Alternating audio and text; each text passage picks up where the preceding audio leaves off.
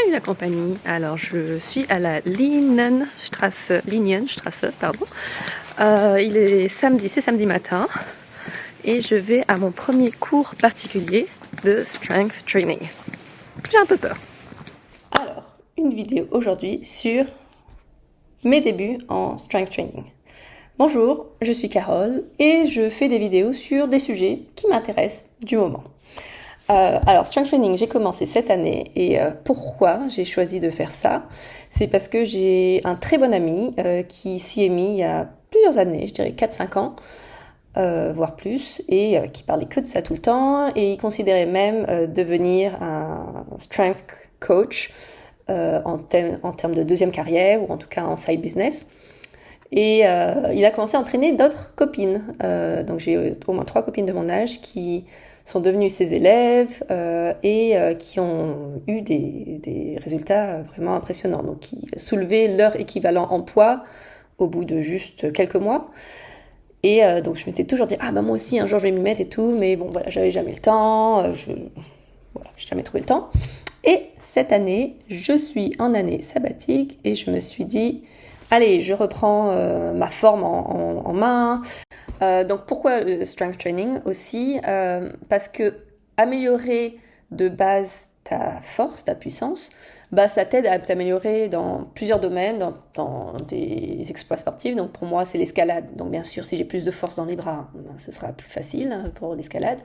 Et puis de toute façon, c'est aussi surtout pour améliorer ta qualité de vie. Donc tu augmentes ta force générale et du coup tu peux porter tes courses plus facilement, mettre ta valise en haut quand tu voyages plus facilement. Voilà, c'est un peu la base. Si tu augmentes ça de base, il y a beaucoup de choses qui peuvent s'améliorer. Alors, on suit la méthode Starting Strength de Mark Rippetoe, je crois qu'il s'appelle, donc qui est assez célèbre pour cette méthode et dans le strength training. Donc, comme toutes les personnes célèbres, il est aussi un peu controversé. Je crois que c'est surtout les athlètes professionnels qui l'aiment pas, mais je pense que pour les amateurs, vraiment, il est incontournable. Et la beauté de cette méthode, donc de la méthode Starting Strength, c'est que tu utilises un seul outil, un haltère, tu ajustes les poids et tu as que 4 exercices à maîtriser. Donc en tout cas quand tu es débutant comme moi. Donc les 4 exercices sont le squat, je mettrai les vidéos, la military press, le bench press et le deadlift. Donc voilà, et tu commences à ton niveau, quoi, donc ça ne devrait pas être insurmontable au début. Et à chaque session, tu ajoutes des poids. Donc c'est micro-loading, donc tu ajoutes vraiment parfois des tout petits poids, mais il faut toujours ajouter du poids jusqu'à ce que tu deviennes un athlète intermédiaire. Alors, j'ai commencé début mars et au rythme de 2 sessions par semaine, donc le mercredi et le samedi, tôt le matin, avant mes cours d'allemand. Donc, on fait toujours 3 exercices par session. Il y a toujours le squat et le deadlift, et on alterne entre la presse, military press, et bench press, où tu es allongé.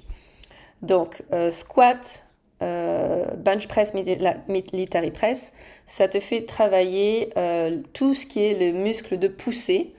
Donc, les jambes, le buste, le torse, les épaules et les triceps. Alors que le deadlift, c'est l'effort de soulever un truc lourd du sol. Et donc là, ça travaille le bras, le dos et les biceps.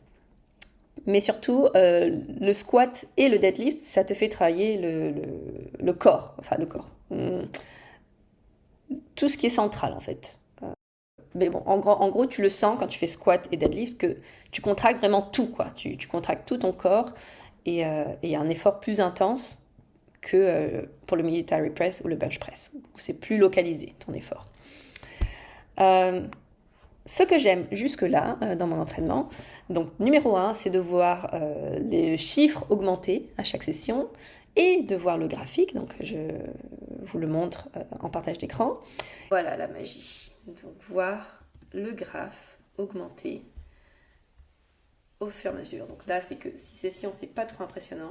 Et aussi maintenant, j'ai l'impression d'être tu vois, je fais partie d'une communauté de gens, de strength athlètes, comme j'avais en plus dans mon cercle pas mal de gens qui le font, donc maintenant ça y est, je peux en discuter avec eux, on peut partager nos projets, c'est motivant, on fait quelque chose pour notre santé, tu vois, c'est très valorisant. Mais psychologiquement, en tout cas, c'est vrai que j'ai plus confiance en moi, je suis plus contente de moi. Et là, c'était il y a 2 jours, j'ai pu aider quelqu'un à transporter une chaise roulante en haut des escaliers du métro. Et j'ai trouvé que ça m'a pas demandé beaucoup d'efforts. Pareil, c'est peut-être placebo, mais voilà, j'étais contente de moi. Ce que j'aimerais partager aussi, c'est j'ai fait un test de comment ça s'appelle encore? Donc, en allemand, c'est BIA. Ah voilà. Donc en français, apparemment, l'impédance-métrie.